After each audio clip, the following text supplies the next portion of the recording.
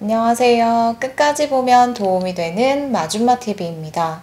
정부에서 시행하는 다양한 지원 제도가 있습니다. 나와 우리 가족에게 꼭 필요한 제도가 있음에도 불구하고 몰라서 지원받지 못하는 경우가 생각보다 많습니다. 그리고 시간이 지나면서 개정안이 시행되어 기존에는 내가 못 받았던 지원을 받을 수 있게 되기도 합니다. 그래서 국가에서 어떤 지원 제도를 시행하는지 알고 중간에 지원이 확대되는 정책들은 무엇인지 등 평소에 잘 알고 있는 것이 중요한데요. 7월 17일부터 지원을 확대하는 정부 정책 소식이 발표되었습니다. 더 많은 분들이 지원을 받을 수 있게 됐습니다. 단 신청하지 않으면 못 받습니다. 7월 17일부터 주민센터 꼭 가세요. 고혈압, 당뇨 있다면 이것 받으세요. 어떤 내용인지 궁금하신 분들은 오늘 영상을 통해서 관련 소식을 꼭 확인해 보시길 바랍니다. 그럼 오늘도 끝까지 봐주세요. 누구나 삶에 긴박한 순간이 찾아올 수 있습니다. 그럴 때 국가로부터 필요한 지원을 받는다면 어려운 시기를 지나가는 데 큰 도움이 될 수 있습니다. 그래서 오늘 안내드릴 정부 지원은 많은 분들이 아시고 대상에 해당된다면 꼭 지원받으시면 좋겠습니다. 항상 건강하고 별일 없이 지내면 좋겠지만 살다 보면 몸이 약해질 때도 있고 급한 일이 삶에 찾아올 때도 있습니다.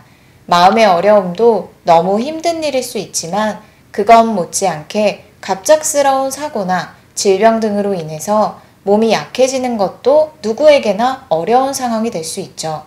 2020년 9만 가구를 대상으로 지원을 시작했던 정부 사업이 시행한 지 약 3년 만에 30만 가구까지 지원하는 것으로 사업을 확대했습니다. 그리고 7월 17일부터는 지원을 받을 수 있는 대상자의 기준도 훨씬 완화되었습니다. 그래서 기존에 받고 싶어도 받지 못하셨던 분들 중 많은 분들이 새롭게 대상자에 포함되어 지원을 받을 수 있게 되었습니다. 해마다 지원을 받기 위해 점점 더 많은 분들이 신청하고 있는데요. 반면에 여전히 이런 제도가 있는 줄조차 모르시는 분들도 생각보다 많다고 합니다. 우리에게는 우리 자신도 소중하지만 부모님, 자녀 등 가족들의 삶도 매우 소중합니다. 서로에게 급한 일이 생기지 않아야 모두의 삶 속에 편안함을 누릴 수 있기 때문인데요. 우리가 가장 가슴을 쓸어내리게 되는 순간이 있습니다. 바로 갑작스럽게 부모님이나 자녀가 다쳤다는 소식을 듣는 등 응급 상황이 생겼을 때입니다. 위급한 상황이 생겼을 때는 어떻게 대처하느냐에 따라 결과가 달라질 수 있기 때문에 신속하고 적시에 필요한 응급 조치가 필수입니다. 일반인이 줄 수 있는 도움도 분명히 있지만 적절한 응급 조치를 받기 위해서는 치료를 받을 수 있는 병원으로 빠르게 이송하는 것이 중요합니다. 그래서 평소에 우리가 다급한 상황이 생겼을 때 119로 전화해서 상황을 설명하고 구급, 구조를 요청하는 것인데요. 누군가와 함께 있을 때는 이런 대처가 그래도 잘 이루어질 수 있습니다. 하지만 홀로 있거나 거동이 불편한 경우에는 어려울 수 있는데요. 오늘부터 정부에서 지원하는 이 내용을 꼭 확인하셔서 정말 도움이 필요한 순간 내 가족이 적절한 조치를 받을 수 있도록 꼭 신청하시면 좋겠습니다. 그리고 7월 17일부터 지원 대상이 대폭 확대됐기 때문에 더 많은 분들이 지원을 받을 수 있고 기존의 해당 제도를 알긴 알았지만 대상에 해당하지 않아서 지원받지 못하셨던 분들 중 지원을 받을 수 있는 분들도 있을 수 있기 때문에 다음 내용을 꼭 확인해 보셨으면 좋겠습니다. 정부 지원 제도 중 하나로 응급 안전 서비스라는 것이 있습니다. 조금 생소할 수도 있는데요. 매년 신청자가 늘어나고 있고 해마다 대상자에게 지원하는 서비스 내용도 점점 많아지고 있습니다. 작년 한 해 기준으로 해당 제도를 통해서 응급 상황 및 의심 신고에 총 16만 3,268건을 대응했습니다. 평소 고혈압, 당뇨, 뇌졸중 등 지병을 앓고 계신 분들 중 갑작스럽게 의식을 잃는 등 응급 상황이 생길 수 있고 낙상 등 사고로 인해 급하게 응급조치가 필요한 상황도 있고 활동량이 감지되지 않아 신고되거나 집안에 화재가 발생하여 응급조치가 필요한 경우 등 다양한 위급 상황이 생길 수 있습니다. 매년 이러한 응급 상황이 신고되어 조치를 받은 건수가 증가하고 있습니다.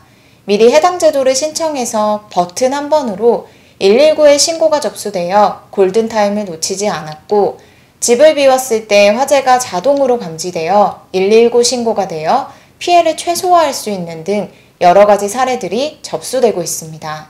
그럼 해당 제도를 통해 어떤 위급한 상황에 어떤 지원을 받을 수 있을까요?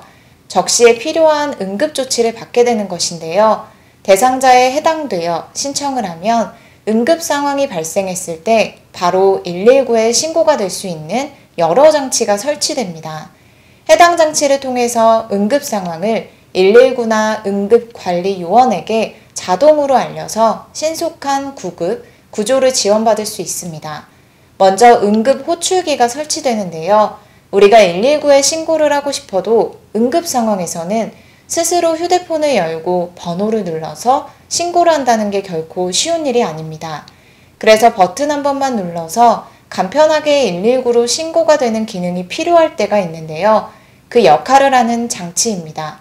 화장실이나 침실에 응급 호출기를 설치해서 응급 상황의 버튼을 누르거나 또는 음성으로 간편하고 빠르게 119로 지원 요청을 할 수 있습니다. 다음은 활동량 감지기입니다.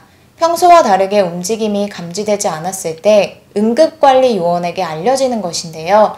갑작스럽게 의식을 잃는다던가 쓰러짐 등의 사고로 움직일 수 없는 상황이 발생할 수 있죠. 집안에 설치된 활동량 감지기와 레이더 센서를 통해서 움직임과 심박수, 호흡 등이 측정되는데요. 만약 평소와 다르게 측정되지 않는다면 응급관리요원에게 해당 사실이 알려지고 안부를 확인하게 됩니다. 그리고 올해부터 새롭게 추가된 기능도 있습니다. 버튼을 누를 수 없을 만큼 위급한 상황도 있을 수 있습니다. 그럴 때 살려줘 라는 말 한마디를 외치면 음성인식 기능을 통해서 바로 119로 신고되는 기능입니다.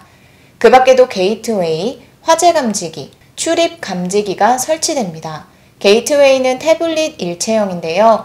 급한 상황이 생겼을 때 119 버튼을 누르면 소방서로 연결될 뿐만 아니라 통화 버튼을 누르면 저장되어 있던 비상연락처로 전화가 연결됩니다.